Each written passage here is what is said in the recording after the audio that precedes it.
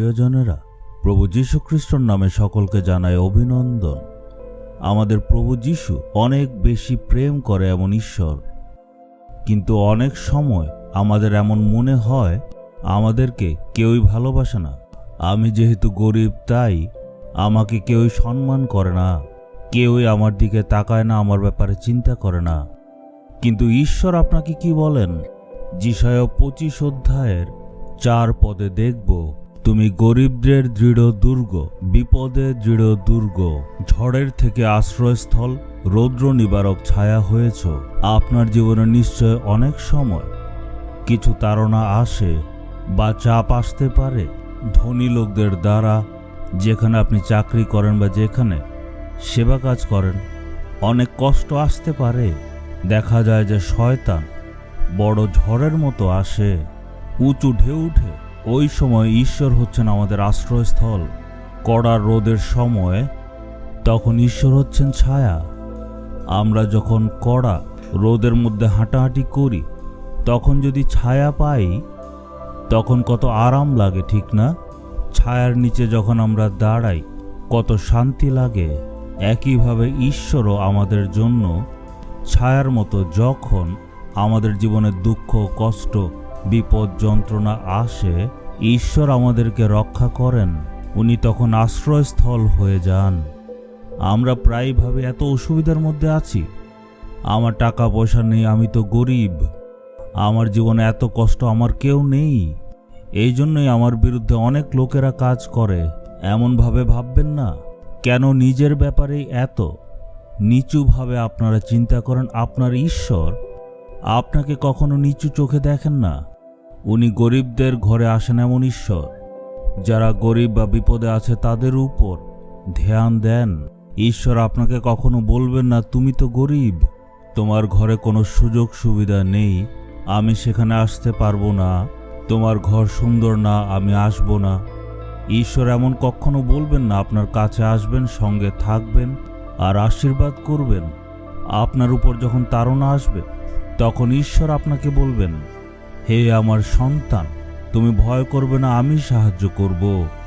ঈশ্বর বলবেন, হয়তো প্রত্যেকজন তোমার বিরুদ্ধে দাঁড়িয়ে যাবে, তোমার ব্যাপারে উল্টাপাল্টা বলবে, তুমি ভয় করবে না, আমি সঙ্গে আছি, আমি তোমাকে সাহায্য করব। একজন গরিব ছিল, তার পাশের বাড়িতে একজন ধনী ছিল। এই গরিব ব্যক্তিটার কাছে একটা ছোট্ট জমি ছিল। এই ধনী ব্যক্তিটা বলল, তুমি তোমার এই জমিটা আমাকে দিয়ে দাও, কারণ আমার এটাও প্রয়োজন। কিন্তু সেই গরিব ব্যক্তির একদমই ইচ্ছা ছিল না এটা দেওয়ার। কিন্তু সেই ধনী ব্যক্তিটা তাকে অত্যাচার, তাড়না করা শুরু করে দিল। সে পুলিশ স্টেশনে গেল। পুলিশ স্টেশন থেকে বলল, আপনি কেন ওই ব্যক্তির বিরুদ্ধে দাঁড়াচ্ছেন? সে তো অনেক ধনী আর ক্ষমতাশীল, আমরা এই ব্যাপারে কিছু করতে পারবো না। তাই তাকে সাহায্য করবে এমন কেউই ছিল না। যখন সে দেখল কিছুই হচ্ছে না, তখন সে গিয়ে প্রভুর কাছে প্রার্থনা করল, হে প্রভু, আমি একা, কেউ নেই, আপনি আমাকে পথ দেখান, আমার পক্ষ হয়ে কথা বলবে এমন কেউ নেই। হে প্রভু, কি করব? তারপর সে শান্ত হলো। তারপর সেই ধনী ব্যক্তি আর তার কাছে আসলো না। এরপর আর কিছুই বলল না।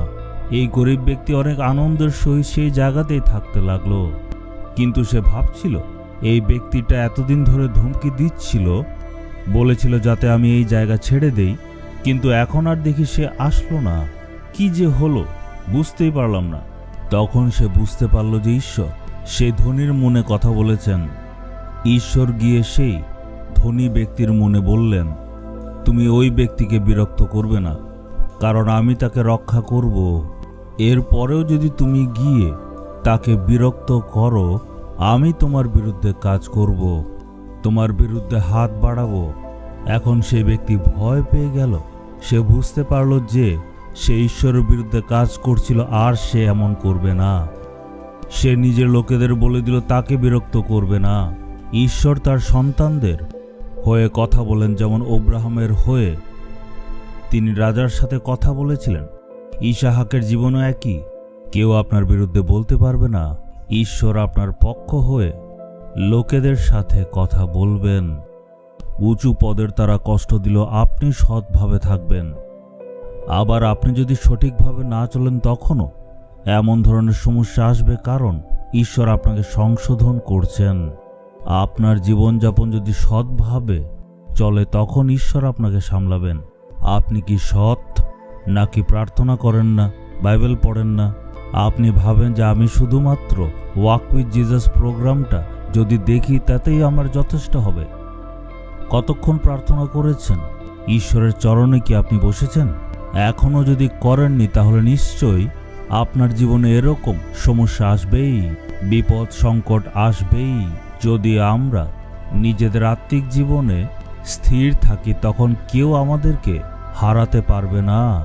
আমার ব্যক্তিগত জীবনে এবং সেবা কাজের জীবনে আমি অনেক বড় বড় এবং শক্তিশালী লোকেদের সম্মুখীন হয়েছি।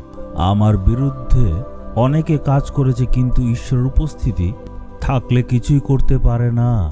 আপনি যদি পবিত্র জীবন যাপন করেন এবং আত্মিক জীবন ঠিক রাখেন তখন ঈশ্বর সাহায্য করবেন। সম্পূর্ণ মন দিয়ে বলবেন, হে ঈশ্বর, এখন থেকে আমি বলবো না আমি অত্যাচারিত আছি, আমি দুঃখে আর সমস্যার মধ্যে আছি, কারণ আপনি সঙ্গে আছেন। আপনি আমার ধনী ঈশ্বর, তাই আমার কোনো অভাব হবে না। আপনি আমাকে পথ দেখাবেন, আমি এটা বিশ্বাস করি। আমি আমার জীবন নিয়ে সাবধান থাকব। আমি যাতে প্রতিদিন বাইবেল পড়তে পারি, প্রার্থনা করি আর নিজেকে ধার্মিকতার পথে চালাতে পারি, এর জন্য আজ অর্পণ করি। এই প্রার্থনা আমি যীশু খ্রিস্টের নামে চাইলাম। Amen, amen.